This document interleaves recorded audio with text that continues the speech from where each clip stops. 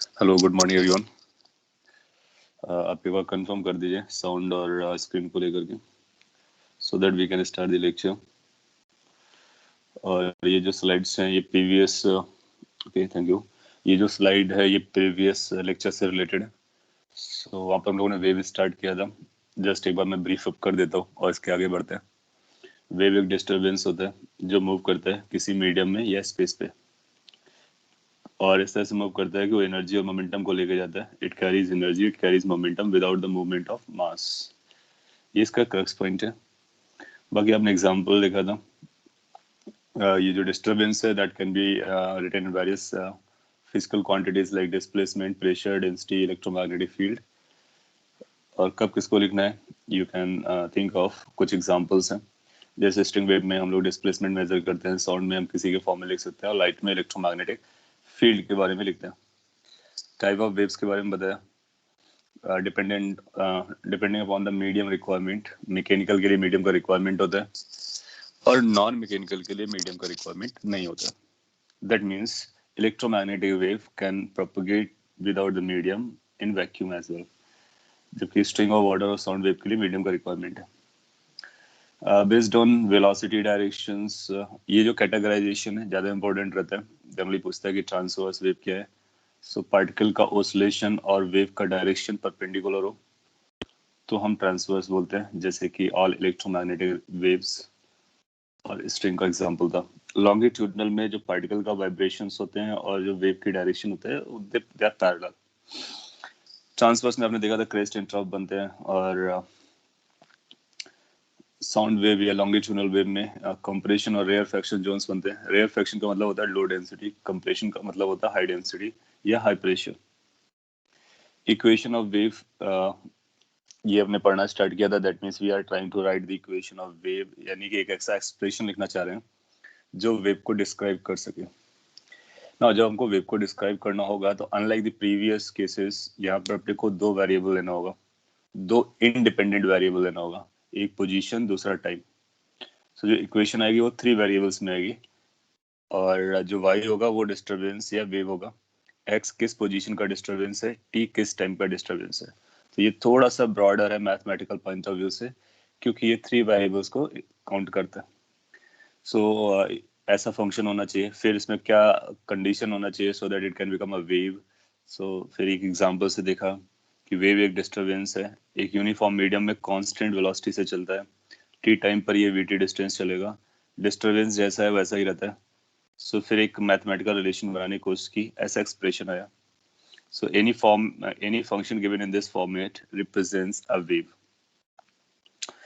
फिर इसको अगर डबल डिफरेंशिएट कर देते हैं तो इसका कुछ इस तरह से आ जाता है। डबल डिफरेंशिएट करेंगे तो ये वेव इक्वेशन बन जाती है, और either ax plus b t देख सकते हो, चलता है। फिर डायरेक्शंस वगैरह हम लोगों ने देखा था कि किस डायरेक्शन में जा रहा है। अपोजिट साइंस होते हैं x और t के कोएफिशिएंट्स के, तो पॉजिटिव डायरेक्शन में ट्रेवल करता है। लाइक साइंस होते हैं तो नेगेटिव डायरेक्शन में करता है, यानी दोनों माइनस भी होंगे तो भी हम बोलेंगे कि वो नेगेटिव डायरेक्शन में जा रहा है। कोएफिशिएंट का रेशियो निकाल करके हम वेलोसिटी निकाल लेते हैं, डायरेक्शन हम डिटरमाइन कर लेते हैं, देन स्टोरी टर्न हो जाती है। एक एग्जांपल छोटा सा पिक किया था और आप लोगों ने आंसर दिया था, दैट वाज गुड। और यहाँ तक हम लोगों ने बात की थी। अब हम लोग इसके आगे बढ़ेंगे न्यू स्लाइड से। सो वेव इक्वेशन और वेव को आइडेंटिफाई करने के लिए पहले मैं आपको एक दो एग्जांपल दे देता हूँ, और जो भी माइनर डाउट्स आएंगे वो एग्जांपल के थ्रू रेक्टिफाई हो जाएंगे, and then after we will be moving forward. Okay, in case you need to ask, you are raising your hand, तो आपको चैट बॉक्स पे लिख देने का, I will respond accordingly. Suppose कर लीजिए आपको कुछ फंक्शन दिए गए और आपसे पूछता है कि इनमें से कौन से वेव को रिप्रेजेंट करते हैं। सो यहाँ पे लिखता हूँ, which of the followings represent wave equation. Suppose कर लीजिए कुछ ऑप्शंस हैं, ये ए दिया गया function y is equal to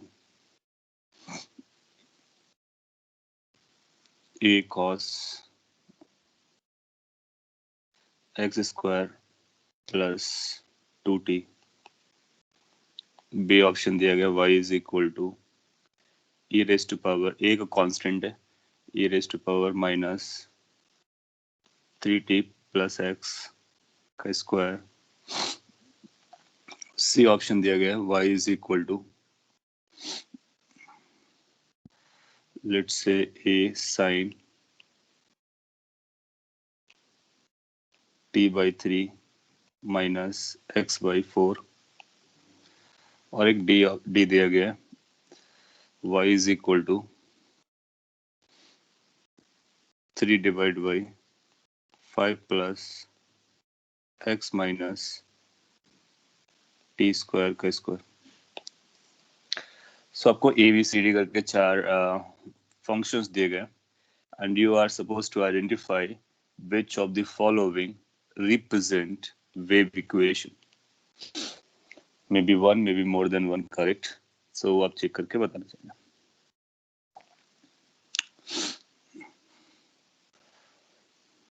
एक आंसर सी बताया गया।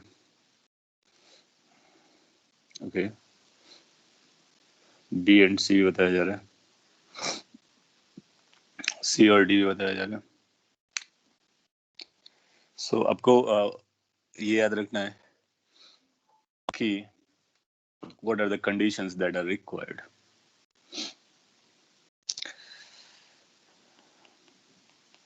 सबसे बड़ी कंडीशन या फिर ब्रॉडर कंडीशन आप देखोगे तो ये होता है del square y upon del t square is equal to v square del square y upon del x square. तो आप क्या कर सकते हो कि सभी फंक्शन के लिए इसको चेक करो, यानी सभी को y के रिस्पेक्ट में 2 बार डिफरेंशिएट करो, x के रिस्पेक्ट में 2 बार डिफरेंशिएट करना है और चेक करना है कि क्या इस तरह के रिलेशन को जस्टिफाई करता है। If yes that's a wave, if no that's not a wave. फिर हम लोगों ने देखा कि ऐसा बोला था कि इसका मतलब ये भी होता है कि function should be like this, a x plus minus b t type होना चाहिए और साथ ही साथ कैसा होना चाहिए, कॉन्टिन्यूअस होना चाहिए और कैसा होना चाहिए, फाइनाइट होना चाहिए। सो लास्ट लेक्चर के नोट्स को अगर आप वॉच करोगे, so these are the points we need to keep in mind. Any function of this sort will become the wave, if it is not agreeing with this it won't be a wave. Now एक एक करके check करते हैं first option को। First option को आप देखोगे कि ये जो फंक्शन है वो x square plus 2t type है। सो एक्स और टी में ये लीनियर कॉम्बिनेशन का फंक्शन नहीं है, जबकि हमको चाहिए था function it should be x और टी का लीनियर कॉम्बिनेशन।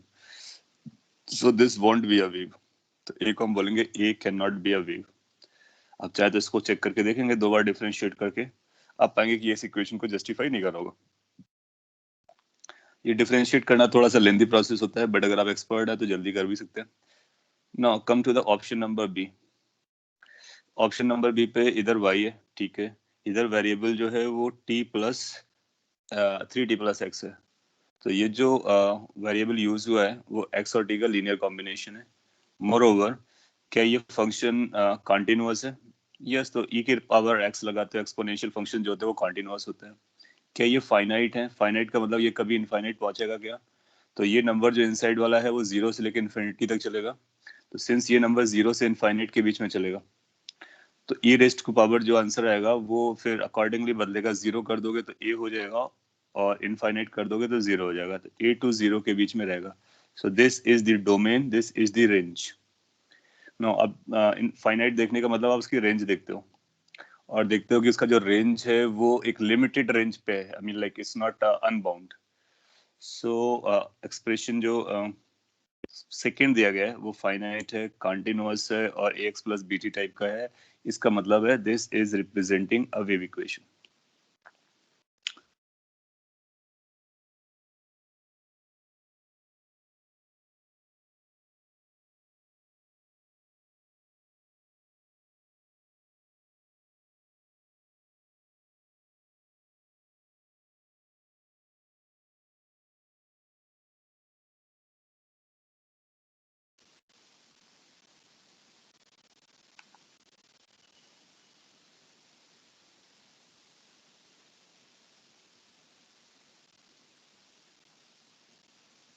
अभी सॉरी, पावर ऑफ हो गया था। सो मोबाइल से कनेक्ट किया, वाईफाई गॉन हो गया था। चलेगा। अभी अगर आपको दिख रहा है, सुनाई दे रहा है, तो हम लोग आगे बढ़ लेते हैं। Am I audible? Must be.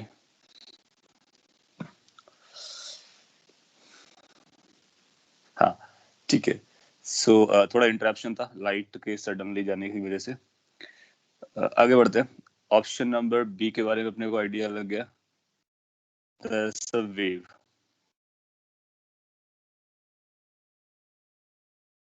Good. Option number c के बारे में बोलते हैं।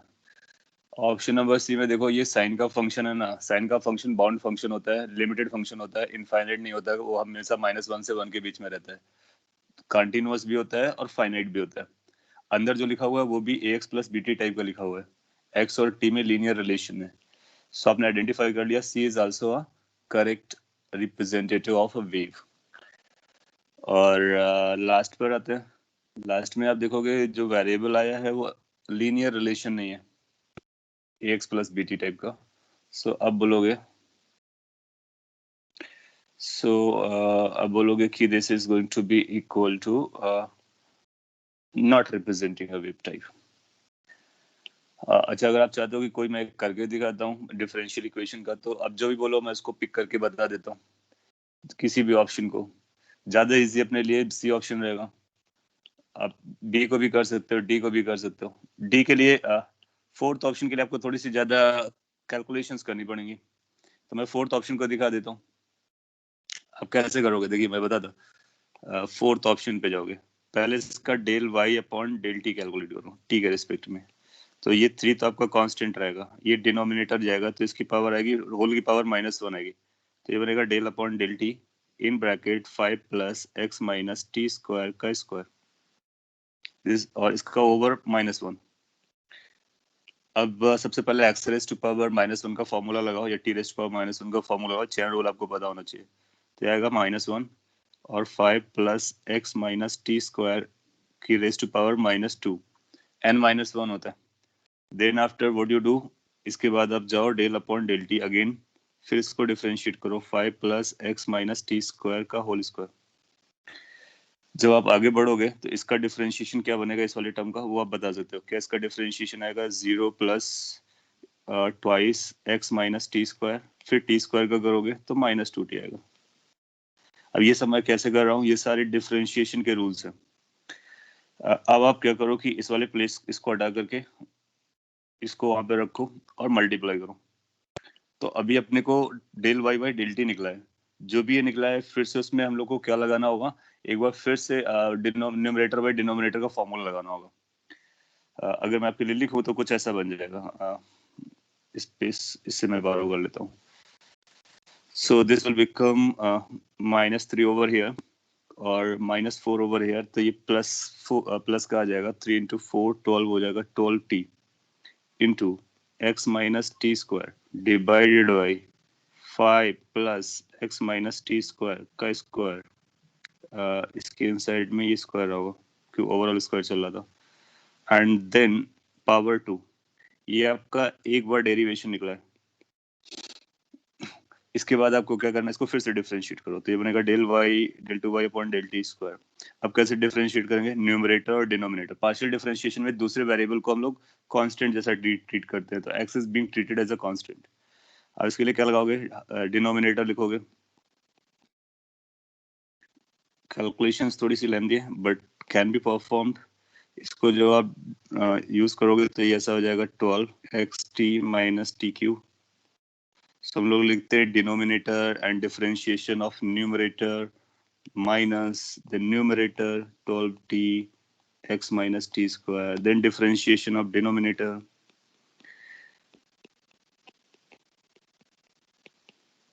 isn't it? इसके बाद डिनोमिनेटर के square 5 plus x minus t square का whole square.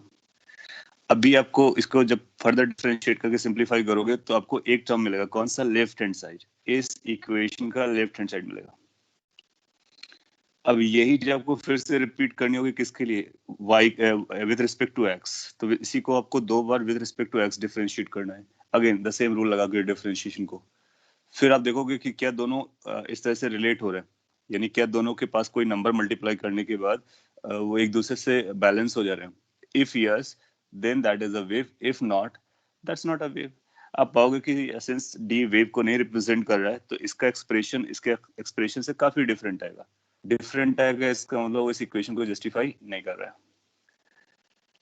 That's why I told you कि लाइक अगर कोई कॉम्प्लिकेटेड फंक्शन दिया होगा तो ये आपको डिफरेंशिएट करना काफी लंबा टाइम लेगा। उसको अवॉइड करने के लिए हम लोग क्या करते हैं, इन टर्म्स को यूज कर लेते हैं। और इस डेफिनेशन के बाद अपने को डायरेक्टली पता चल जाता है कि किस फॉर्मेट का है।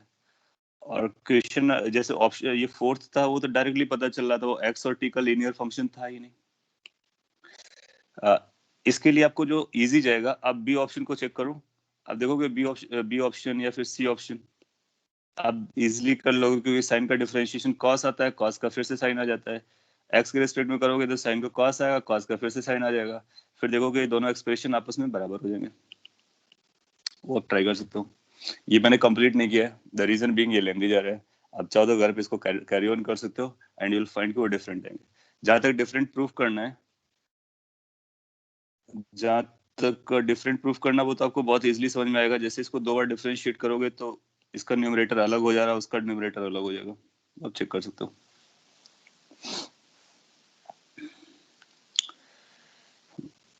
आई होप कि वो उसको आप परफॉर्म कर सकते हो और चेक कर सकते हो। Just 1 minute, I am sharing it.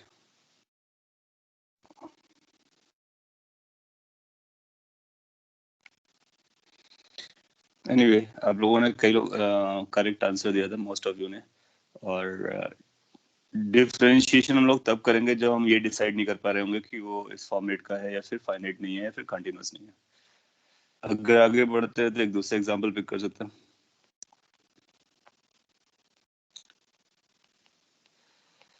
एक बार हम लोग ये आइडेंटिफाई कर सकते हैं कि आई होप कि आपको स्क्रीन दिख रही होगी क्योंकि मेरे को स्क्रीन नहीं दिख रहा है।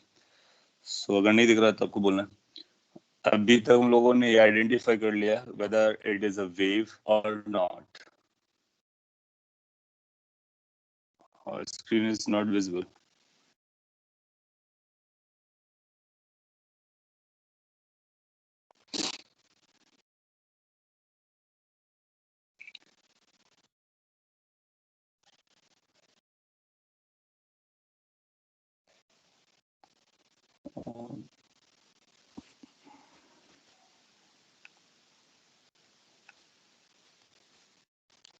What about now? अभी स्क्रीन आया? अगर स्क्रीन आ गया हो तो हम लोग अगला एग्जांपल पिक करते हैं। Now my screen is invisible, visible. Okay, good. That's fine.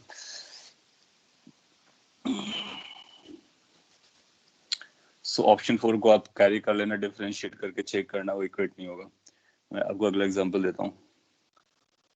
Next example में हम लोग ये चेक कर लेते हैं कि सपोज कर लीजिए आपको ऐसा दिया गया, let y is equal to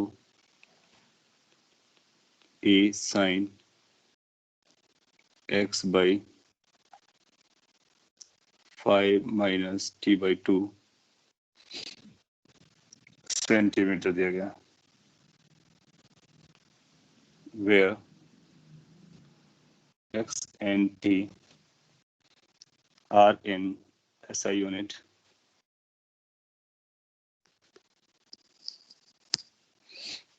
Find number 1 whether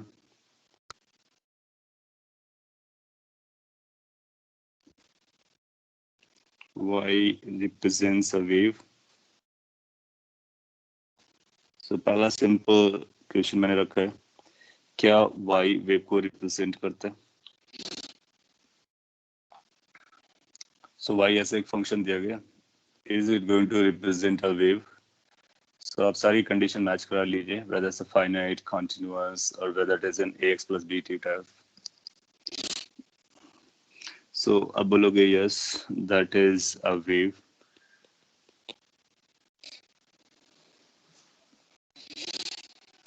So ये आपको सभी को समझ में आ जाना चाहिए। By looking at the expression, we can identify whether it's a wave or not. उसके लिए हम बहुत ज़्यादा कैलकुलेशंस नहीं करने वाले हैं, डायरेक्टली करने वाले हैं। और आप चाहो तो इसको डिफरेंशिएशन से चेक कर लीजिए, पता चल जाएगा। दूसरा, नेक्स्ट क्वेश्चन मैं आपसे पूछ सकता हूँ, वेव डायरेक्शन और वेव वेलोसिटी डायरेक्शन।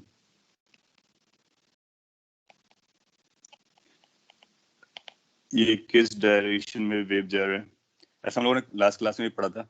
कुछ क्वेश्चन मैं इसलिए और भी करा रहा हूँ क्योंकि एग्जाम में वो जनरली पूछ लेता है। सो अब वंस एंड फॉर ऑल के लिए हमेशा के लिए समझ जाए कि किस डायरेक्शन में जा रहे हैं।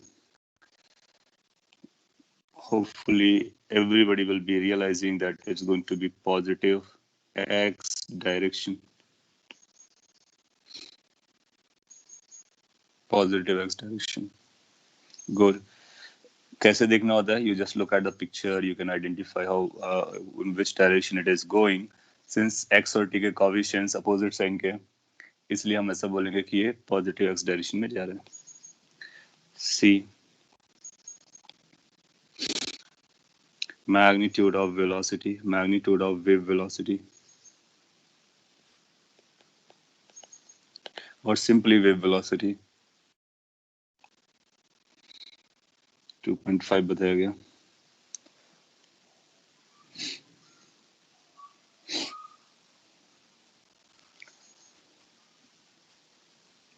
तो जो वेव है प्लस एक्स डायरेक्शन में ट्रेवल कर रहा है, वो कितना वेलोसिटी से जा रहा होगा?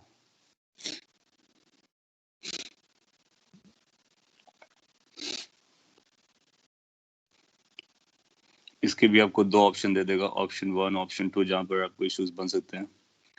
पहला आएगा 5/2, या 4 ऑप्शन दे सकते हैं वैसे आपको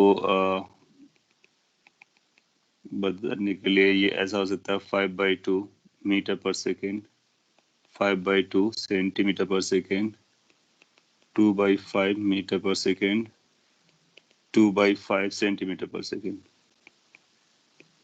सो अगर इस तरह से आपको 4 ऑप्शन दिया जाए, सो अब देखोगे वो ऑप्शन इतने क्लोज देता है कि अगर आपको एग्जैक्टली नहीं पता है तो इशू बन जाएगा।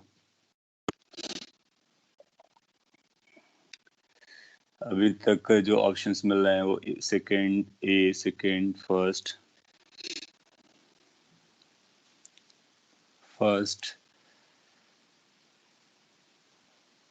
Second, second, first. देखो पूरा पूरा स्टोरी जो है ना फर्स्ट और सेकंड के बीच में चलने वाली है। बाकी थर्ड फोर्थ आप शायद इसलिए भी नहीं लगाओगे कि वो मैग्नीट्यूड से मैच ही नहीं कर रहे। तो कैसे आंसर देंगे मैं बताता हूँ। इसीलिए मैंने ये पिक किया कि आपको आपको जो डाउट आ सकता है उसको कैसे रिजॉल्व करना है। सो आप बोलोगे जो वेलोसिटी होती है that is mod of coefficient of T divide by coefficient of x. जो हमारे पास फॉर्मूला उसको लगाएंगे। कोफिशिएंट ऑफ टी कितना जा रहा है? -1/2 है। कोफिशिएंट ऑफ एक्स कितना है? 1/5 है। सिंप्लीफाई करेंगे 5/2 आ जाएगा। सो 5/2 तो आंसर आने वाला है, लेकिन 5/2 पे हमारे पास दो ऑप्शन है। अब दो ऑप्शन जरूर देगा आपको क्योंकि तभी तो वो डिस्टिंग्विश कर पाएगा कि आपको समझता है कि नहीं। सो 5/2 सेंटीमीटर पे जाना है, मीटर पे जाना है। तो अब इक्वेशन को देखोगे, ये y is equal two centimetre लिखा हुआ है यहाँ पर। तो ये जो सेंटीमीटर लिखा हुआ है ये किसके लिए लिखा हुआ है? ये y के लिए लिखा हुआ है। यानी a जो होगा वो हमारा सेंटीमीटर पे आएगा, क्योंकि हम जानते हैं साइन के अंदर जो होता है या साइन जो होता है वो यूनिट लेस होता है, डायमेंशन लेस होता है। So this centimetre is for a। तो अगर a की वैल्यू आपसे कोई पूछता है तो आप सेंटीमीटर में बताओगे, y की वैल्यू कोई आपसे पूछता है तो सेंटीमीटर में बताओगे। अच्छा, ये जो अंदर चल रहा है, आप जानते हो साइन के अंदर वो डायमेंशन लेस होता है, तो ये भी टर्म डायमेंशन लेस होगा, ये भी टर्म डायमेंशन लेस होगा। तो जो 5 है ना उसके पास यूनिट आएगा, 5 के पास यूनिट होगा मीटर का, 2 के पास यूनिट होगा सेंटीमीटर सेकंड का। तो जो 5 है वो मीटर है, 2 जो है वो सेकंड है। तो आंसर क्या लिखेंगे? मीटर पर सेकंड लिखेंगे। तो हमारा जो करेक्ट आंसर जाएगा that will B option number 1, not the option number 2। ये पॉइंट आपको समझा? अगर समझा तो हम लोग आगे चल सकते हैं और इस इशू को अवॉइड कर सकते हैं कि जब कभी आपको बताना हो वेलोसिटी, तो आपको ये देखिए कॉफिशिएंट्स जो चल रहा है उनका यूनिट क्या है, उसके यूनिट के अकॉर्डिंग ये अपना यूनिट कैरी करेगा. You can wait for a minute. मैं इसको रिकनेक्ट कर लेता हूँ बेटर स्पीड से.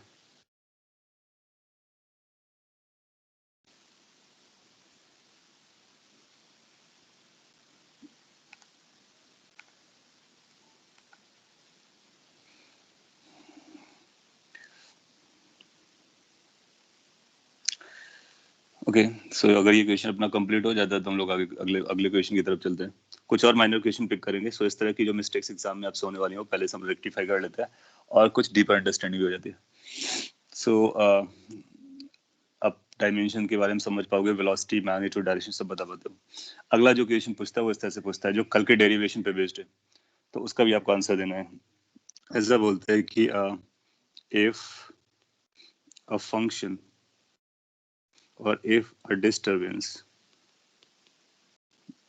वेव का लैंग्वेज यूज करेगा, is given by y is equal to 2 divided by 1 plus x square at t equal to 0, then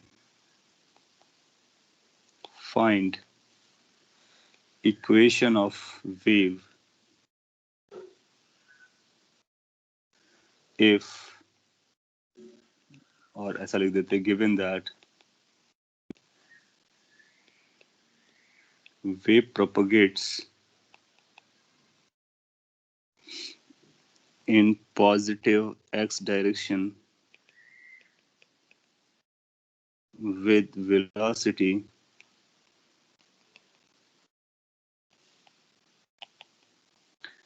2 meter per second.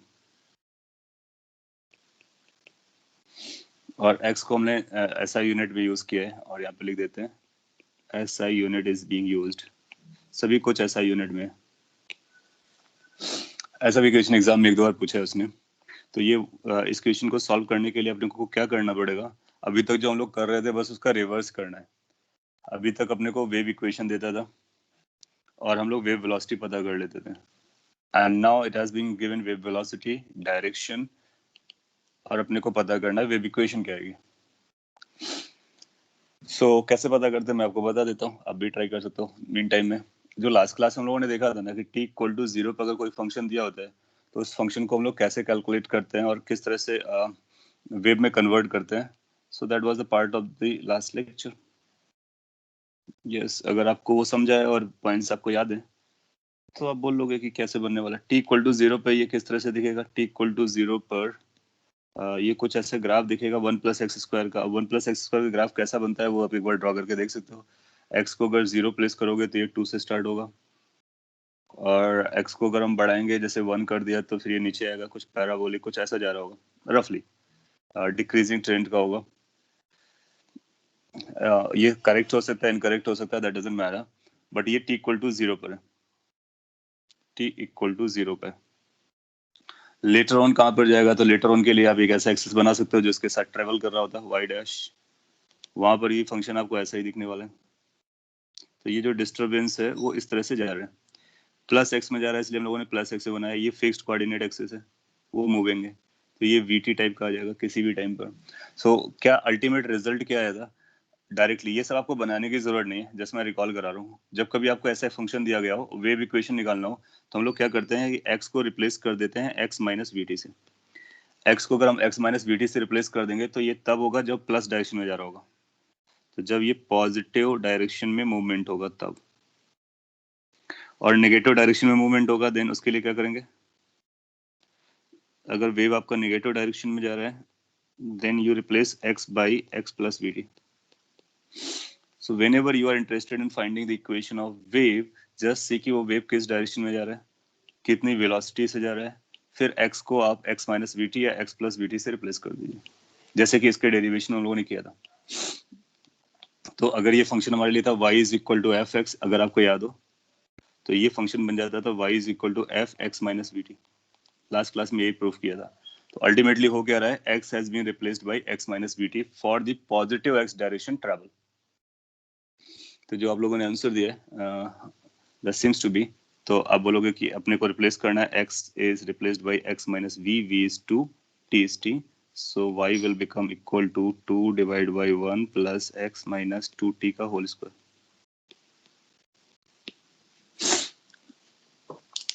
So this will become your wave equation. So ये graph से या proof से अपने को क्या पता चला, अकॉर्डिंगली अगर हमको प्लस एक्स पे जाना है तो एक्स को एक्स माइनस वी टी से रिप्लेस कर देना है, और या फिर आप इसको अपने नोट्स में नोट कर सकते हो अच्छे से और याद रख सकते हो। ये इसका कंक्लूजन है जो हम लोगों ने डेरिवेशन किया था। फिर कभी क्या करेगा कि वो एक्स का फंक्शन ना देकर के टाइम का फंक्शन देगा और फिर आपसे वेव इक्वेशन पूछेगा, तो फिर हम टी को रिप्लेस कर सकते हैं। तो उसके लिए क्या रूल है वो भी हम बता देते हैं आपको। तो अगर आपको y is equal to f t दिया गया, लेट ये गिवन है, और अपने को वेव इक्वेशन चाहिए, फॉर वेव इक्वेशन इसी चीज को हम लोग एक्सटेंड कर लेंगे, replace t with t minus x by v for positive x direction wave of wave velocity. तो अगर वेव वेलोसिटी उसकी पॉजिटिव x डायरेक्शन में है तो आप t को t minus x by v से रिप्लेस कर दीजिए। Replace t by t plus x by v if or for negative x direction of wave velocity। तो इस तरह के जो क्वेश्चंस आएंगे वो आप इजीली डील कर ले जाओगे, और सिंपली आपको रिप्लेस करना है x को x माइनस वी टी से या फिर t को t minus x by v से, डिपेंडिंग अपॉन कि कौन सा फंक्शन गिवन है और हमसे वेव का डिमांड किया जा रहा है। कॉपी कर लिया होगा। एग्जाम्पल के तौर पर सपोज कॉलेज ऐसा कहता है कि if at x equal to 0 y is given as sin kt, find wave equation। Okay दिखाता हूँ आपको प्रीवियस स्लाइड पर। Let me complete this first. Find wave equation if wave propagates in negative x direction with velocity v। सो ये next question है।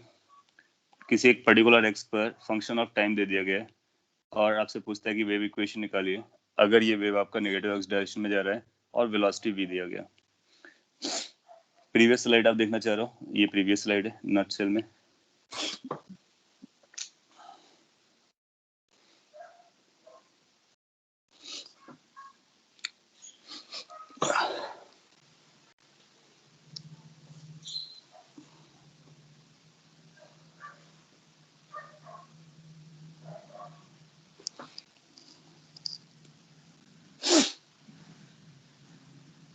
Copy कर लिया होगा आपने ये।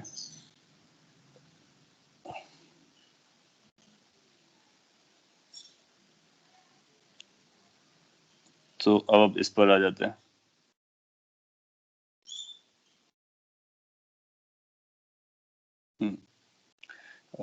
इसका एक्सप्रेशन क्या बनेगा? ओके अभी आपने एक आंसर दिया। सो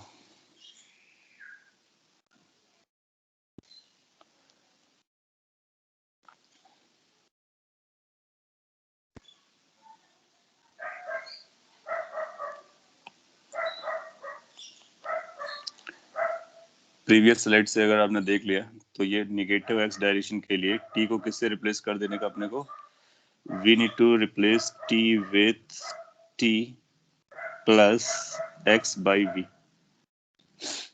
ऐसा क्यों कर रहे होते हैं? क्योंकि वो डेरिवेशन में हम थोड़ा सा टाइम में पीछे जाते हैं तो देखेंगे कि कैसा है, आगे जाएंगे तो देखेंगे कैसा है, जैसा कि हम लोगों ने पोजीशन के साथ देखा था। So that's all. तो फिर अपने पास y क्या बनेगा, y की वैल्यू आएगी साइन के, t की जगह पर t plus x by v लिखने का। सो जहां भी t इन्वॉल्व है उसको आप इससे रिप्लेस कर दोगे। So t has to be replace by this, so that's your answer.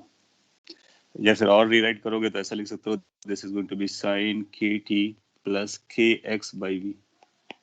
So wherever t is coming, replace as t plus x by v direction के अकॉर्डिंग. और अगर प्लस डायरेक्शन में रहा होता तो t माइनस एक्स वाई से replace करते. ठीक है. सो इस तरह की क्वेश्चन भी आप डील कर पाओगे. और अब लोग थोड़ा सा आगे बढ़ते हैं. अभी तक तो बेसिक चल रहा था कि वेव है, वेव की इक्वेशन कैसा है, वेव के वेलोसिटी कैसे निकालते हैं. कई बार इन सब चीज़ों को ग्राफ से रिलेट कर देते हैं. तो ग्राफ से रिलेट करने से पहले मैं आपको इसका एक जनरल इक्वेशन बताता हूँ, फिर आगे बढ़ता हूँ. तो सिंपल हार्मोनिक वेव इक्वेशन इसको नाम देते हैं. Simple harmonic wave equation. Non words जब कभी हमारे लिए वेव की बात की जाएगी तो हम पहला रेफरेंस उसका यही लेने वाले हैं कि ये वेव है, सिंपल हार्मोनिक वेव है. सिंपल हार्मोनिक का मतलब होता है साइन या कॉस का फंक्शन आना चाहिए. तो साइन और कॉस का फंक्शन आएगा तो एफ हमारा पता चल गया कि एफ साइन और कॉस का हो जाएगा. तो y is equal to a sine x minus v t लगा लो. ये अपना फंक्शन बन गया हार्मोनिक. लोग इसके आगे प्लस 5 भी लगा सकते हैं तो 5 भी लगा सकते हैं. तो जो जनरल होता है मैं डायरेक्टली जनरल लिख देता हूँ. तो जनरल इक्वेशन ऐसा बनता है ए sign k x plus minus omega t plus 5. So that is the general equation of simple harmonic wave or simply wave. तो अपने लिए जो वेव इक्वेशन है वो ये. अब इस वेव इक्वेशन को हम लोग थोड़ा सा डीप पे समझ लेंगे कि इस पे क्या क्या इसके मीनिंग्स चल रहे हैं और कौन कौन से टर्म्स इन्वॉल्व है. एंड फिर इससे रिलेटेड क्वेश्चंस जो है हम लोग इजीली कर लिया करेंगे, सॉल्व कर लिया करेंगे.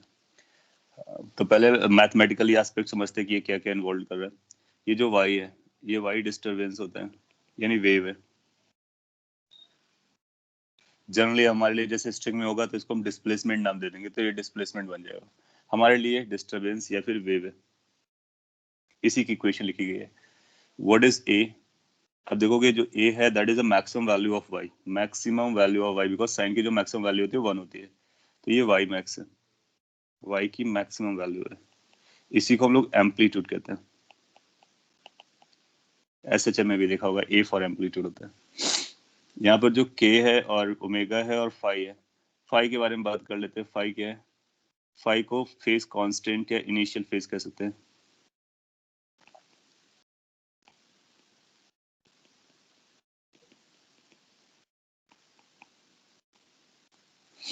अगर ये इक्वेशन दिया गया अपने को तो इसको देख करके हम बता सकते हैं किस तरह की वेव का इक्वेशन है. कहना इससे कि ये जो वेव है वो प्लस एक्स डायरेक्शन में जा रहा है, क्योंकि कोफिशिएंट देख करके हम बता सकते हैं. So this wave is propagating in plus x direction, positive x direction. किस वेव वेलोसिटी से जाएगा? तो वेव वेलोसिटी अगर अपने को कैलकुलेट करना होता है तो अपने पास आइडिया है, coefficient of T divide by coefficient of x. यहाँ से एक सिंपल एक अच्छा फॉर्मूला मिलता है, v is equal to omega by k. बहुत खास इंपॉर्टेंट फॉर्मूला है, इस पर भी एग्जाम में क्वेश्चन आ जाते हैं. ओमेगा क्या है, के क्या है, उसको हम लोग समझेंगे. v क्या है? वेव वेलोसिटी है. आप ओमेगा को ध्यान से देखेंगे तो ओमेगा की जो यूनिट आएगी वो 1 अपॉन टाइम आएगी, क्योंकि टाइम का कोफिशिएंट है. ये 1 अपॉन मीटर आएगा और लेंथ आएगा क्योंकि एक्स का कोफिशिएंट है. यहाँ पर जो ओमेगा इन्वॉल्व होता है ये पुराना वाला ओमेगा 2 पाई बाई टी या फिर 2 pi f. That is called angular frequency. अब ये टाइम का और फ्रीक्वेंसी का क्या लेना देना है उसको हम लोग और भी डिटेल में समझ लेंगे पिक्चर बना करके. But as far as the term is concern ये बोलेंगे. जो के आएगा, this k is 2 pi by lambda. ये वेवलेंथ से रिलेटेड होता है. लेमडा का मतलब वेवलेंथ है. इसको एंगुलर वेव नंबर कहते हैं. Angular wave number.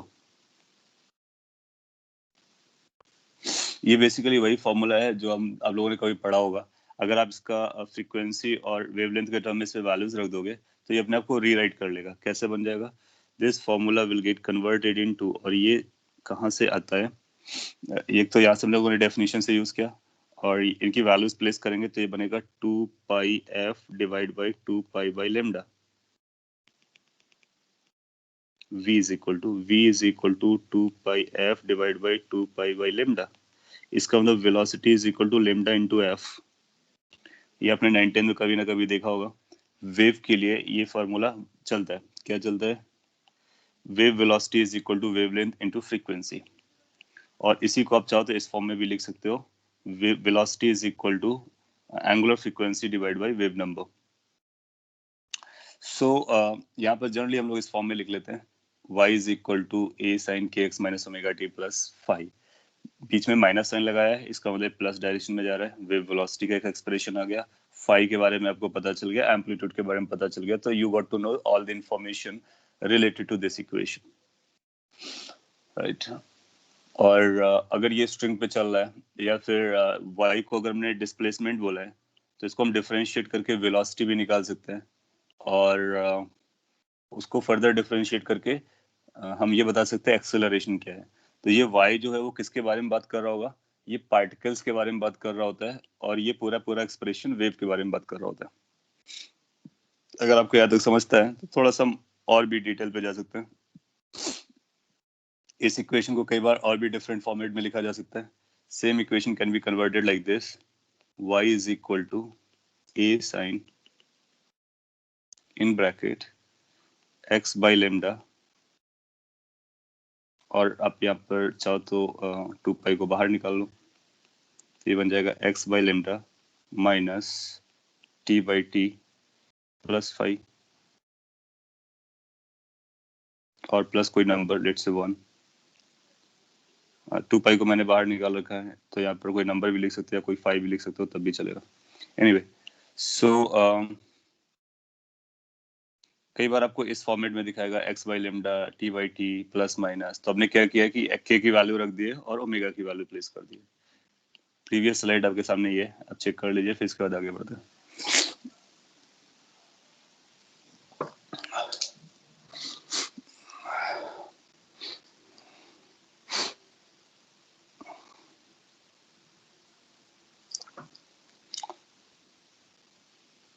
नोट कर लिया होगा।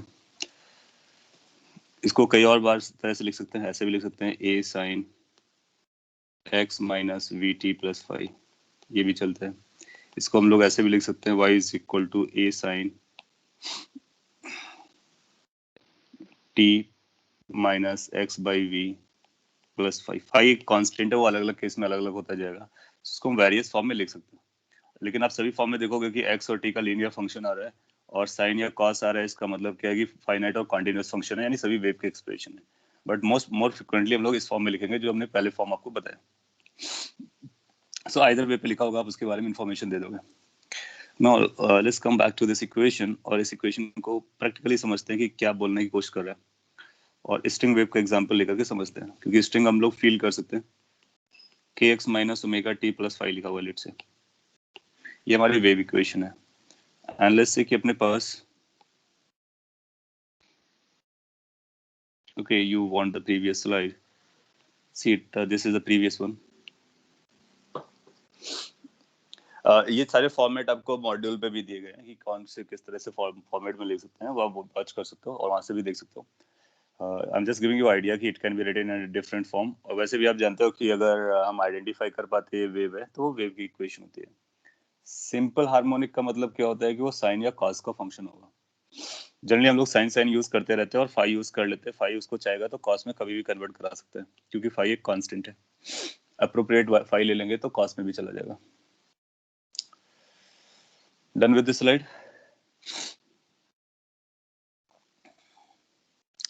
How this form is coming,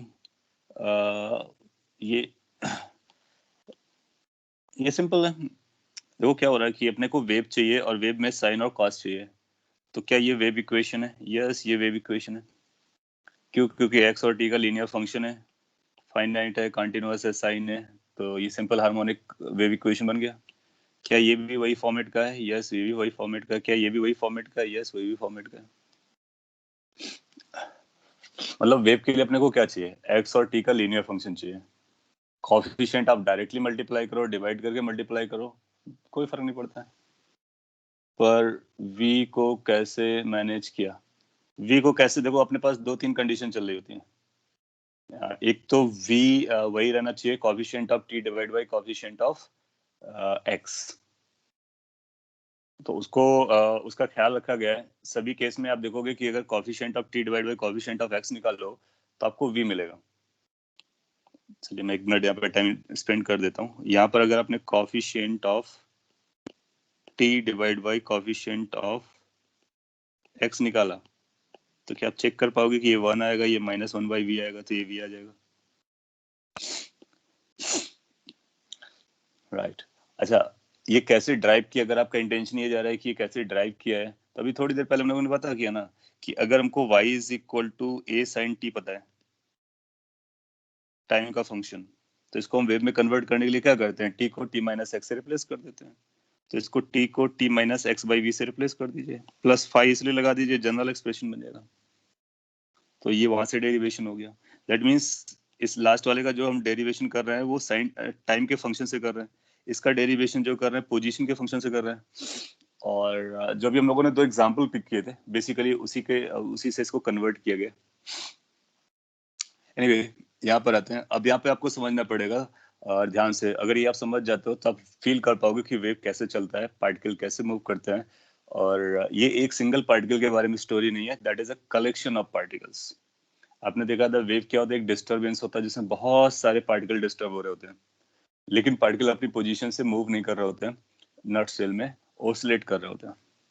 सो इसको हम दो तरह से, ये अगर हमको ग्राफ बनाना हो तो हमारे लिए एक चैलेंज है, मैथमेटिकल चैलेंज। क्या चैलेंज है? यहाँ पे तो हम y लिख सकते हैं, यहाँ पर क्या लिखेंगे, x लिखेंगे या t लिखेंगे। अगर x लिखेंगे तो एक अलग स्टोरी आएगी, t लिखेंगे तो एक अलग स्टोरी आएगी। और तीनों वेरिएबल का एक साथ ग्राफ तो बना नहीं सकते हैं, क्योंकि मैथ्स में हम लोग पढ़ते हैं कि जो 2 डायमेंशनल हम लोग ग्राफ बनाते हैं उसके लिए हमको 2 वेरिएबल चाहिए होता है। 3 वेरिएबल हमारे लिए बहुत भारी स्टोरी होती है। सो अपने पास ऑप्शन क्या है, तो इसको प्लॉट करने का हमारे पास 2 ऑप्शन है। अगर हम इसको पोजीशन के साथ प्लॉट करते हैं तो हमको टाइम को फिक्स करना पड़ेगा, यानी किस टाइम पर हम इसको प्लॉट करना चाह रहे हैं वो देखना पड़ेगा। इसका मतलब है कि अगर पार्टिकल हमारे वाइब्रेट कर रहे हैं, आपने एक स्नैपशॉट लिया, फोटो खींचा, तो जब आप फोटो खींचते हो तो उस मोमेंट पर पार्टिकल कौन कौन सी लोकेशन में ये पता चल जाता है। सो टाइम को आपको फिक्स करना पड़ेगा। इजीएस्ट टाइम फिक्सिंग के हमारे लिए क्या हो जाएगा, टी इक्वल टू 0। आप कोई भी फिक्स करो, कोई फर्क नहीं पड़ता। तो लेट्स से कि हमने टी इक्वल टू 0 ले लिया, तो हमारे पास इक्वेशन क्या बनेगी, अब हमारे पास इक्वेशन बनेगी y is equal to a sin kx plus five बनेगा। फाइव एक कांस्टेंट है। अगेन अगर आप सिंपलीफाइड तरीके से समझना चाहते हो तो फाइव को आप 0 ले सकते हो, या फाइव को 2 पाई लिख सकते हो, पाई बाई 2 लिख सकते हो, कुछ भी लिख सकते हो, आपकी मर्जी है। लेकिन अगर हम लोग ये एज्यूम कर लेते हैं कि फाइव की वैल्यू लेट से 0 है, सो दैट कि हम आइडेंटिफाई कर पाए कि कौन सा ग्राफ हमारे पास चल रहा है।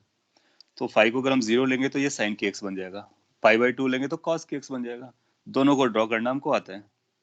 तो अगर हमने ये 0 पिक किया, हमने 0 एक पर्टिकुलर पर्पस के लिए पिक किया, so that we can draw it. आप कोई भी नंबर पिक करोगे या जो भी दिया जाएगा उसके लिए भी आप ड्रॉ कर सकते हो। सो ये कैसा दिखेगा, क्या ये आपको साइन के एक्स का ग्राफ दिखेगा, यानी साइन का ग्राफ दिखेगा, कुछ ऐसा दिखेगा।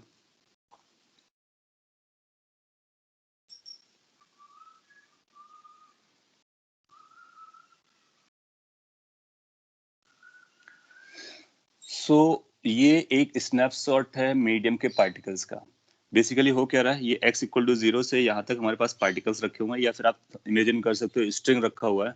और अगर स्ट्रिंग की वेव को हम इस इक्वेशन से रिप्रेजेंट करते हैं, कंसीडरिंग फाइव 0 और किसी t इक्वल टू 0 पर हम इसको फोटो खींचते हैं, तो पार्टिकल्स हमको इस तरह से नजर आएंगे। इसका मतलब क्या है वो मैं आपको बताता। इसका मीनिंग इज दिस कि ये जो पार्टिकल है वो x इक्वल टू 0 पर है।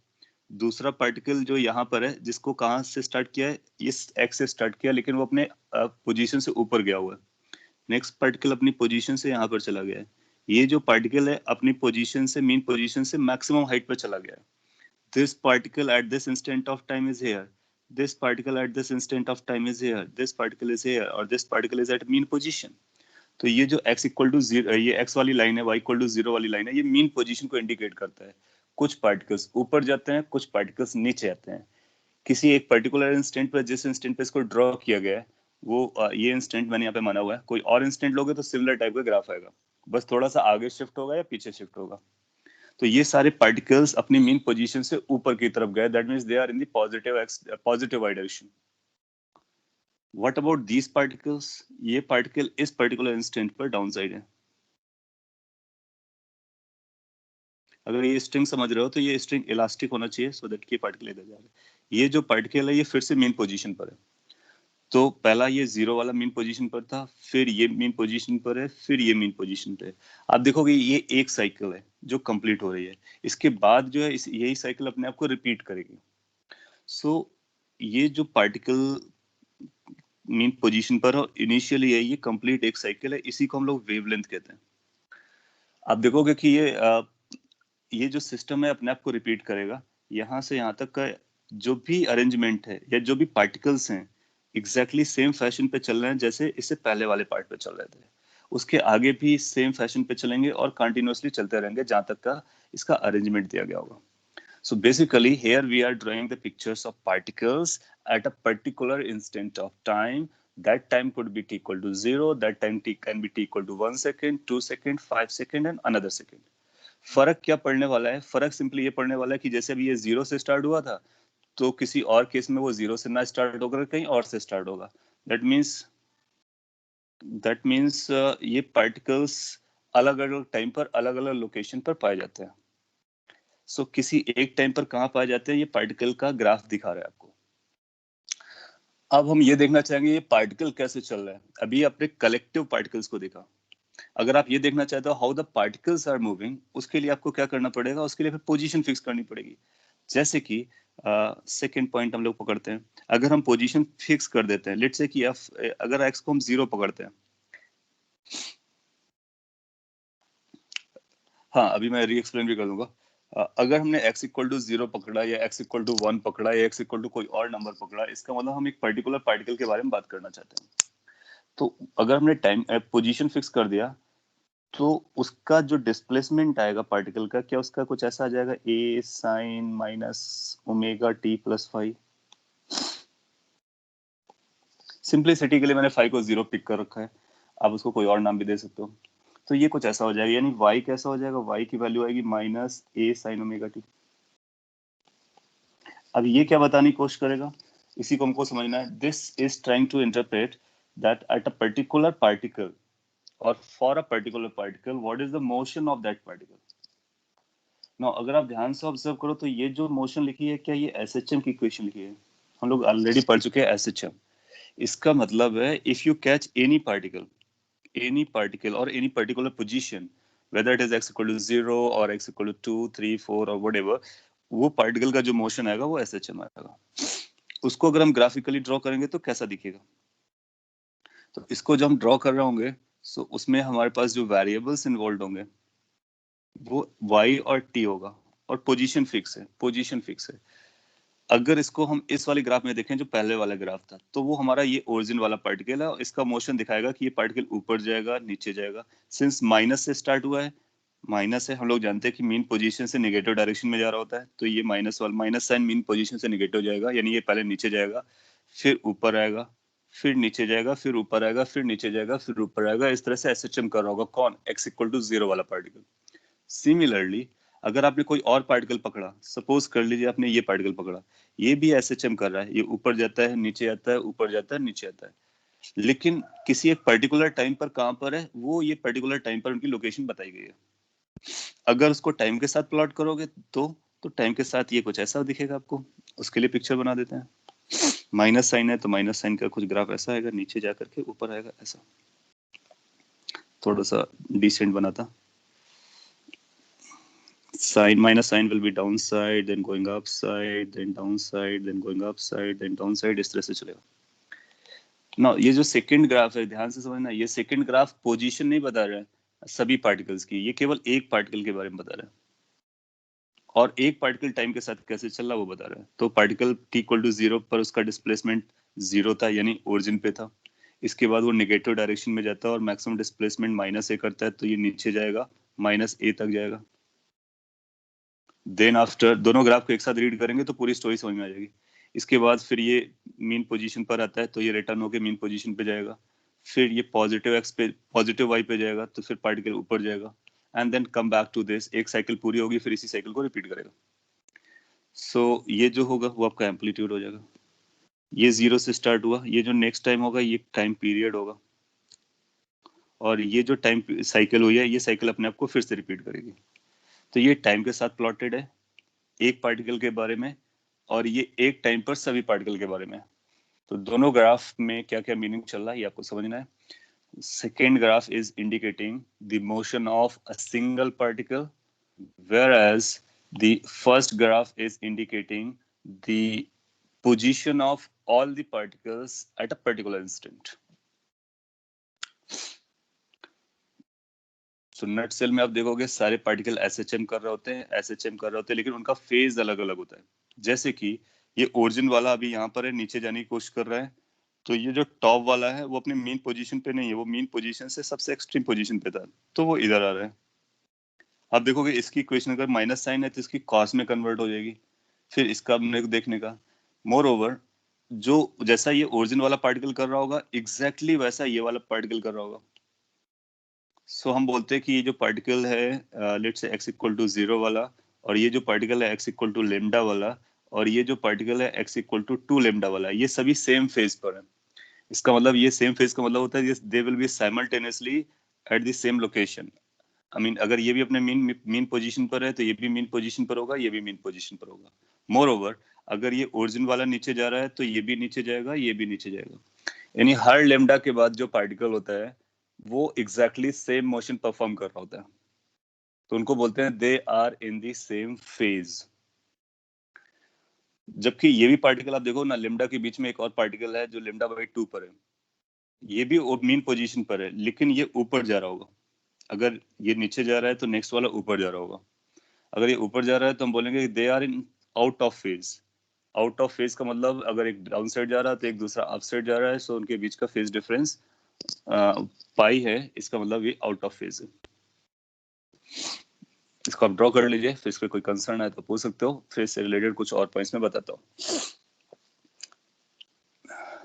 आपने कुछ लिखा हुआ है at t equal to 0 plus लेंगे ना हर बार, क्योंकि टी इक्वल टू 0 पर वेव ओरिजिनेट ही नहीं होगी। वो T0 मैंने सिंप्लिसिटी के लिए लिया है, आप टी को 1 सेकेंड ले लोगे तब भी एग्जैक्टली सेम ग्राफ आएगा, बट वाई एक्सिस थोड़ा सा शिफ्ट हो जाएगा, तो बट उसका नेचर यही आएगा। तो t equal to 0, 0 plus 1 second, 2 second, 5 second, any second it works. Here it in this graph versus time it about one particle only, right? हाँ, so ये जो ग्राफ है about one particle है, यहाँ पर लिख देते हैं this is a graph of one particle। कोई एक पार्टिकल के बारे में है, वो कौन सा पार्टिकल है वो आपको यहाँ पे मेंशन करना पड़ेगा। तो मैंने x इक्वल टू 0 वाला पार्टिकल पकड़ा है, और ये जो ग्राफ है graph of all particles, all particles. Graph की वजह पोजीशन लिख देते हैं तो ज्यादा अच्छा लगेगा, position of all particles simultaneously eight one time. किसी एक टाइम पर उनकी पोजीशन कैसे दिखती है वो यहाँ पर है, और किसी एक पार्टिकल का पाथ कैसा दिखता है, किसी एक पार्टिकल का मोशन कैसा होता है वो इस पे, ये एसएचएम है। तो इसका मतलब जो साइनोसॉइडल वेव होती है उसके जो पार्टिकल्स होते हैं वो वाइब्रेट कर रहे होते हैं, वो एसएचएम कर रहे होते हैं। यहाँ पर हम लोगों ने देखा वो एसएचएम कर रहे होते हैं क्योंकि वो साइन या कॉस का ग्राफ लेके चलते हैं। So particles are doing SHM of having different different phase, उनका कलेक्टिव वर्जन ये वेव नजर आता है। अच्छा, सपोज कर लीजिए टी इक्वल टू 0 का वेव मैंने दिखाया है ना, और आपसे बोला जाता है कि वेव हमारा प्रोपोगेट कर रहा है इस डायरेक्शन में प्लस एक्स डायरेक्शन में, तो नेक्स्ट मोमेंट पर वेव हमको कैसा नजर आएगा नेक्स्ट मोमेंट पर। तो नेक्स्ट मोमेंट पर आपको जो वेव नजर आएगा वो मैं ड्रॉ कर रहा हूँ यहाँ पर, may be like this colour से। तो ये पूरा का पूरा वेव पॉजिटिव एक्स डायरेक्शन में शिफ्ट करता हुआ नजर आएगा। दैट मीन्स नेक्स्ट मोमेंट पर ये कुछ ऐसा बनेगा।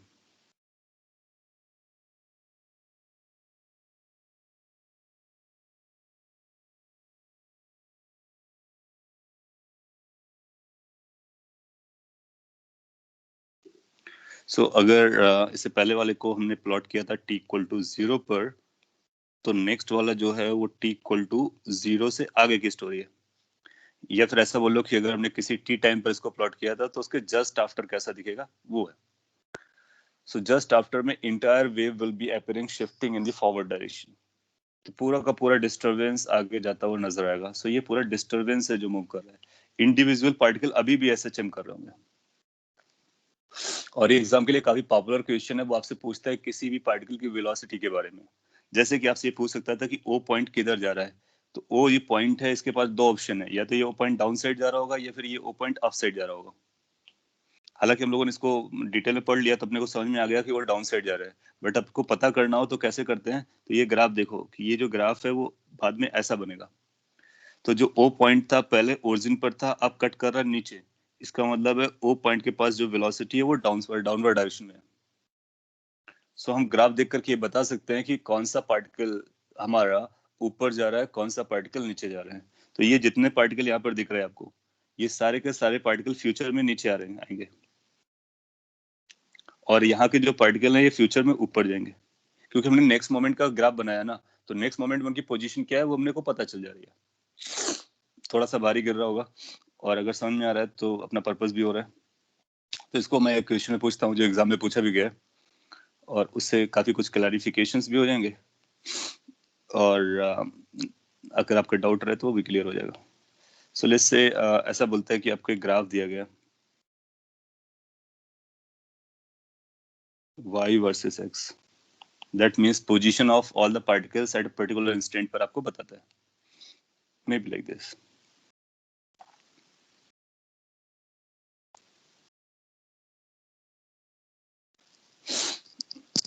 और कुछ इसके बारे में स्टोरी बनाता है, ऐसा बोलता है कि a wave propagates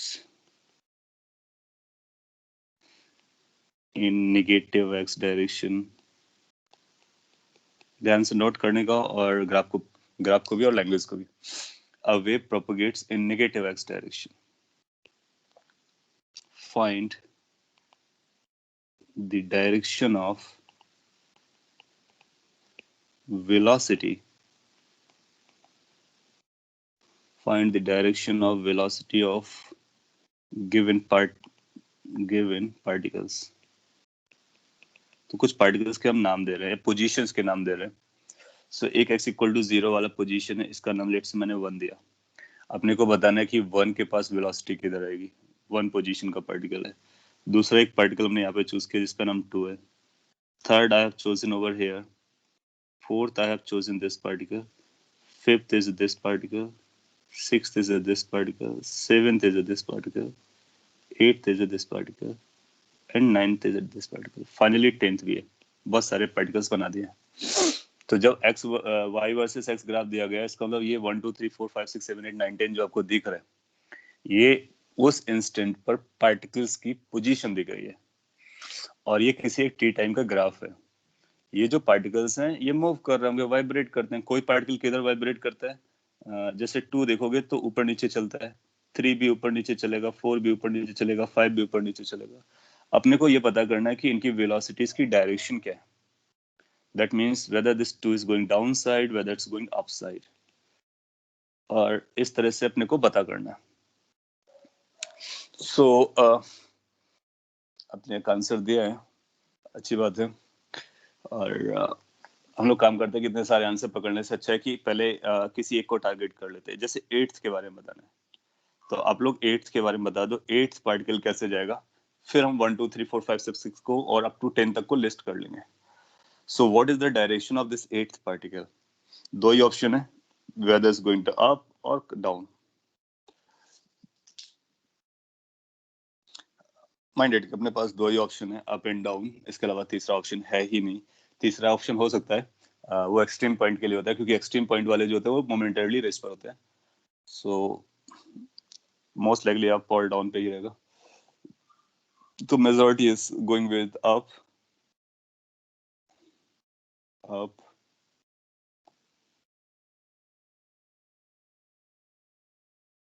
okay, so plot करते हैं।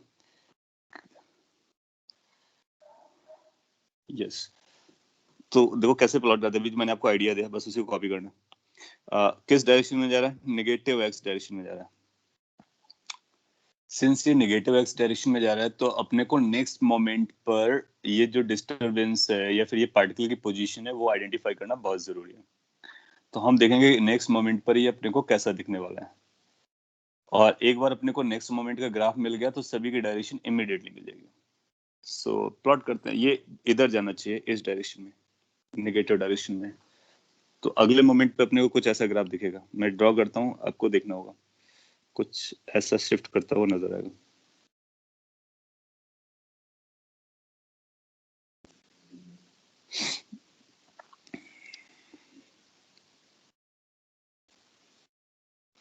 क्या आपको समझ में आता है कि जो मैंने नया बनाया है वो इधर जाते हुए पार्टिकल को अगले मोमेंट पे दिखा रहा है? आई मीन डिस्टर्बेंस को, नॉट पार्टिकल। पार्टिकल तो अपना ऊपर नीचे चलते हैं। यहाँ पे दो स्टोरी है, एक तो पार्टिकल्स हैं, particles up side down side move कर रहे हैं, और डिस्टर्बेंस एक पर्टिकुलर डायरेक्शन में जा रहा है। सो ये दूसरा जो मैंने ड्रॉ किया हुआ है, इसको मैं डॉटेड बना देता हूँ। जो डॉटेड वाला है, बीच बीच में ब्रेक कर दिया उसको थोड़ा सा, ताकि डिस्टिंग्विश बना रहे।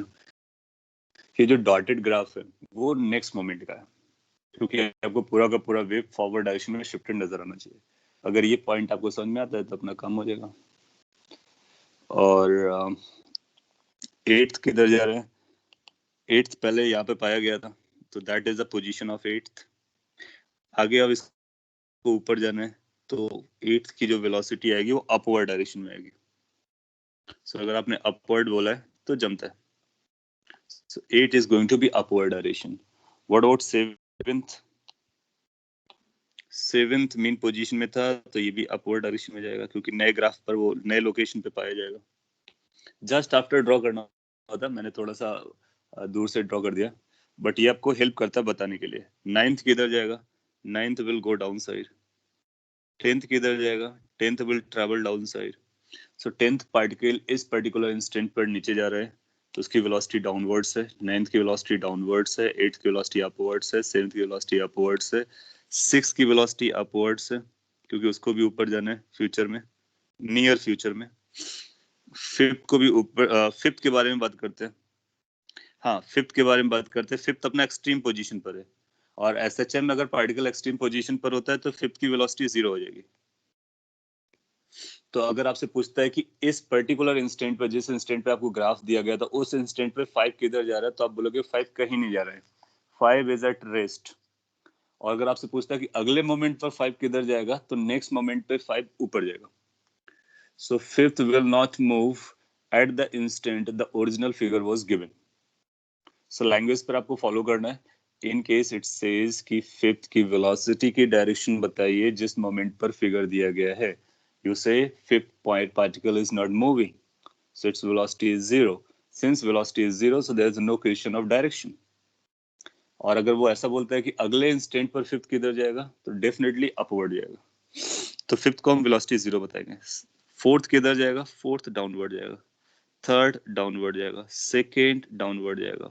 1 वेलोसिटी 0 होगी, हाईएस्ट पार्टिकल है, इसलिए वेलोसिटी 0 रखेगा। सो क्या इस तरह से आप सारे पार्टिकल्स की वेलोसिटी बता सकते हो? अगर आपको पोजीशंस नोन हो तो, और उसके साथ साथ डायरेक्शन नोन हो, किस डायरेक्शन में जा रहा है। माइंड इट कि अगर ये नेगेटिव एक्स की बजाय प्लस एक्स पे जाता तो दूसरी कहानियां बनती। तो आपको नेक्स्ट इंस्टेंट का ग्राफ ड्रॉ करना होता है, फिर देखना होता है कि पार्टिकल्स किधर जाने की कोशिश कर रहे होते हैं, और अपने को पता चल जाता है। अदरवाइज अपने को नहीं पता चलेगा फिगर देख करके कैसे चल रहा है। ऐसा क्वेश्चन एग्जाम में 2-3 बार आ चुका है। प्रीवियस ईयर के क्वेश्चंस देखेंगे तो वो पूछा है उसने कि किसी एक पार्टिकल की वेलोसिटी बताइए और वेलोसिटी की डायरेक्शन बताइए, तो हम बता सकते हैं। हाँ, आपने कुछ और लिखा है उसी तरह। फिर 1 कैसे जज करेंगे कि वो एम्पलीट्यूड है या नहीं? हाँ, जैसे 1 के बारे में, if positive will be given then what. देखो क्या होता है ना कि 1 के बारे में फिर वो बताएगा कि वो कॉस का ग्राफ है, ग्राफ प्रॉपरली बना के देगा। जैसे यहाँ पर मैंने इसको टॉप पे ले गया था, और अगर उसके बाद मैं थोड़ा सा नीचे शो कर दूंगा तो आपको पता चल जाएगा कि हाईएस्ट पॉइंट है।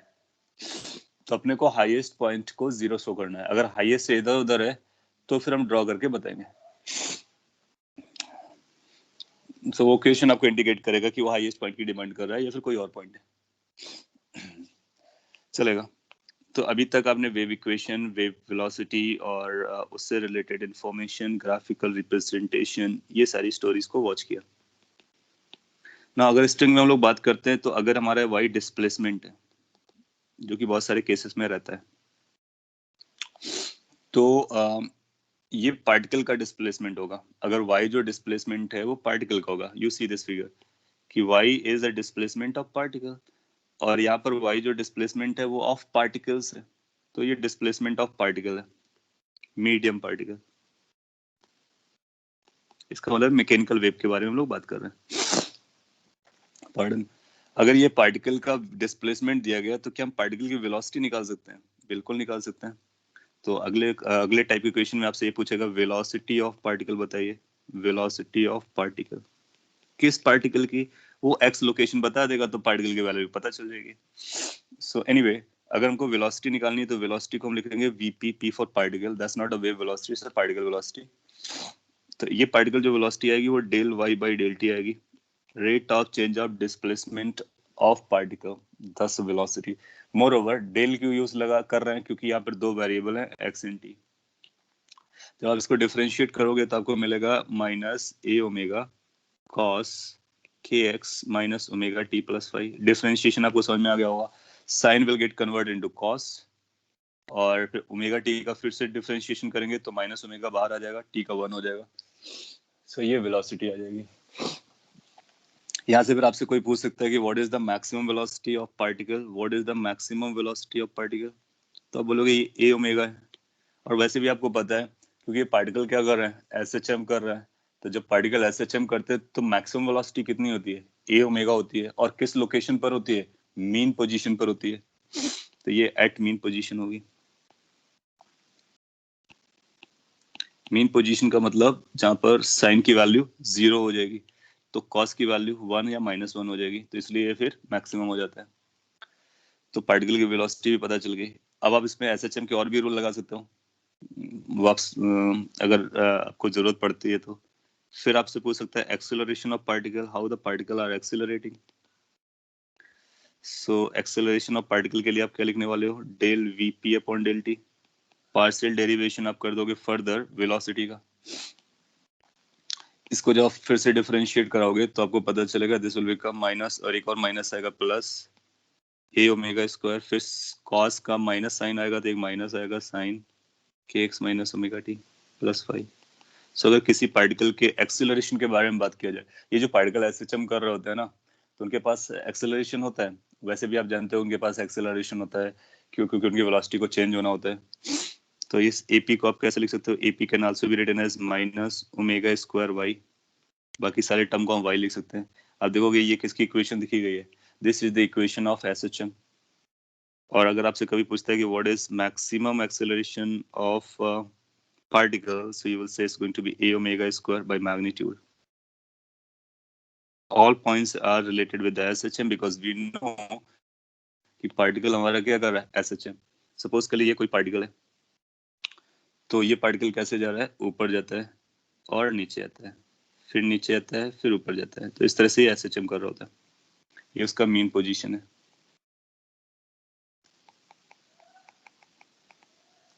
और मैक्सिमम वेलोसिटी मीन पोजीशन पर होगी, एक्सट्रीम पर एक्सेलरेशंस मैक्स होते हैं और मीन पोजीशन पर एक्सेलरेशन 0 होता है। तो जितना भी एसएचएम की स्टोरी है वो सारी आप यूज कर सकते हो। ये किसी एक पार्टिकल के बारे में, फॉर वन पार्टिकल। कौन सा पार्टिकल है मैटर नहीं करता, सभी पार्टिकल यही कर रहे होते हैं। हाँ, कोई मीन पोजीशन पर होता है तो कोई एक्सट्रीम पर होता है, कोई बीच में होता है, तो सभी डिफरेंट डिफरेंट पोजीशंस पर एक टाइम पर होते हैं, और उन सबको कलेक्टिवली ज्वाइन करोगे तो ऐसा नजर आता है।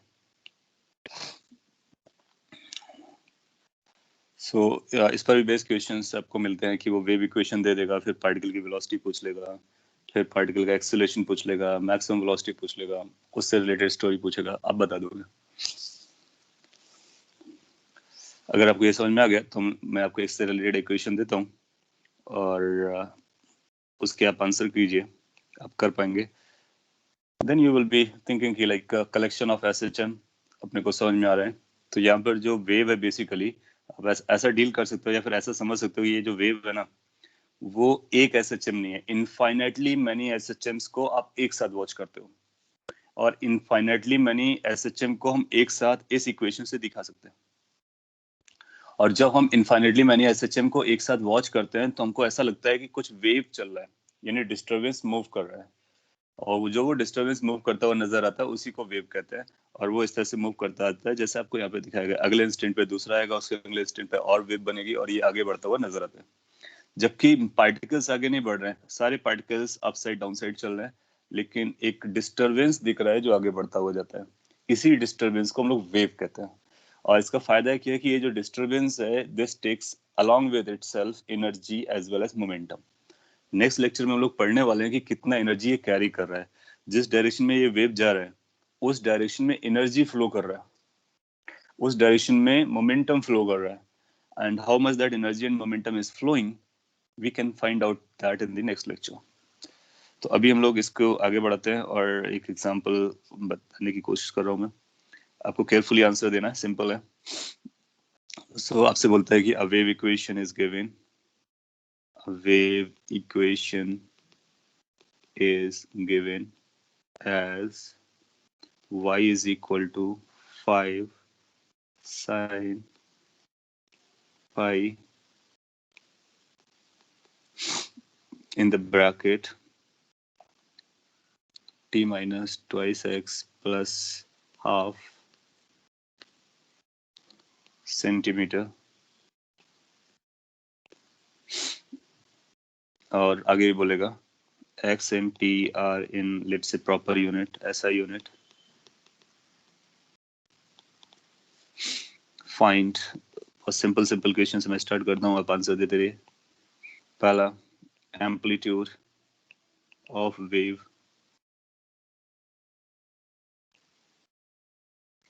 So how much the amplitude the wave carries, वो आप बता सकते हो। Amplitude is the maximum displacement of the particle। हाँ, वो आपको दो ऑप्शन देगा, एक 5 मीटर होगा, एक 5 सेंटीमीटर होगा। तो यूनिट का आपको ख्याल रखना है।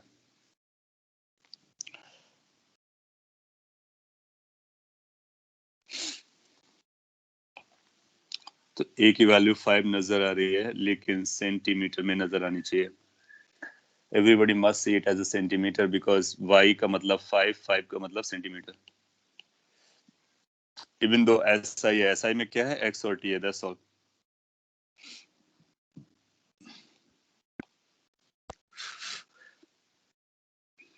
दूसरा, वेवलेंथ ऑफ वेव। आपसे जानना चाहता है व्हाट इज अ वेवलेंथ। तो क्या इस वेव इक्वेशन को देख करके हम लोग वेवलेंथ बता पाएंगे? बेसिकली ये जो इक्वेशन है ना, वेव के बारे में सारी इंफॉर्मेशन लेके चलती है। वेव के बारे में आपको कुछ भी पूछना हो, अगर आपको इक्वेशन पता है, it will tell you everything. जैसे एम्पलीट्यूड बता दिया, अब हम लोग वेव वेव लेंथ को पता करने की कोशिश कर रहे हैं। और बाकी भी स्टोरी पता कर लेंगे। एक आंसर पाई आ रहा है, एक 1 आ रहा है।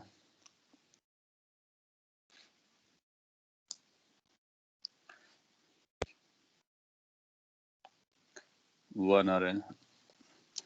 यूनिट का भी आपको ख्याल रखना है।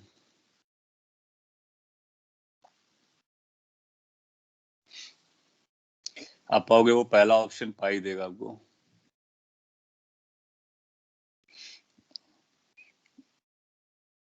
तो आप गलत कर सकते हो। तो गलत नहीं करना होता है। चेक करते हैं क्या करना होता है अपने को।